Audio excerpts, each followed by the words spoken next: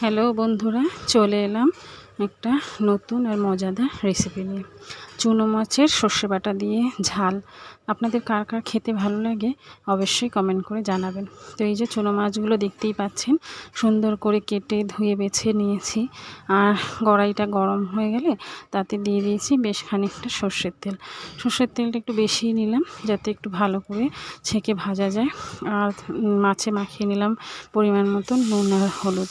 বেশি নুন দিলাম না, কারণ ঝোলেও নুন দেবো, তো বেশি নুন পোড়া হলে না খেতে ভালো লাগবে না।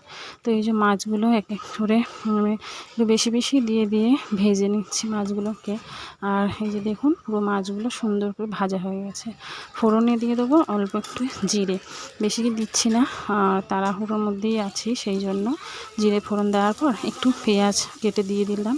পেঁয়াজটাকে ভালো করে একটু নেড়ে ছেড়ে ভেজে নেওয়ার পরে দিয়ে দেবো কুচিয়ে রাখা টমেটো, আর একটুখানি আদা বাটাও দিয়ে দিয়েছিলাম যাতে টেস্টটা একটু ভালো লাগে। বেশি দিনই তাহলে তেতো হয়ে যাবে, সেই জন্য। তারপরে দিয়ে দিলাম অল্প একটু নুন হলুদ, আর অবশ্যই অল্প একটু গুঁড়ো লঙ্কা। আর কাঁচা লঙ্কা তো দেবো চিড়ে লাস্টের দিকে, সেই জন্য বেশি ঝালের জন্য দিলাম না। আর যে মশলাটা আমার পুরো মোটামুটি ভাজা হয়ে গেছে, কষা হয়ে গেছে। এখন একটু জল ঢেলে নিই, জলটা হালকা করে ফুটুক, মাছগুলো দিয়েও ফুটিয়ে নেব। মাছগুলো দিয়ে ফুটে গেলে দিয়ে দেবো যে সর্ষে বাটা। সর্ষে আসলে বাটিনি, আমি একটু সর্ষে গুঁড়ো কিনে নিয়ে এসে অল্প ঈষদুষ্ণ গরম জলে ভিজিয়ে রেখেছিলাম, সেটাই দিয়ে দিলাম পরিমাণ মতন। আর লাস্টে নামানোর আগে দিয়ে দেবো অল্প ধনে পাতা কুচনো আর অল্প একটু কাঁচা সর্ষের তেল। ব্যাস তৈরি হয়ে গেছে আমার চুনো মাছের সর্ষে বাটা দিয়ে ঝাল।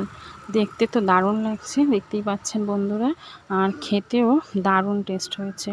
এরকম চুনো মাছের ঝোল বা ঝাল কে কে খেতে ভালোবাসেন অবশ্যই কমেন্ট করে জানাবেন বন্ধুরা।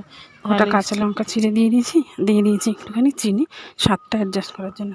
তো কার কার ভালো লাগে এরকম চুনো মাছের সর্ষে বাটা দিয়ে ঝাল অবশ্যই কমেন্ট করে জানাবেন বন্ধুরা। ততক্ষণের জন্য রাখছি, টাটা।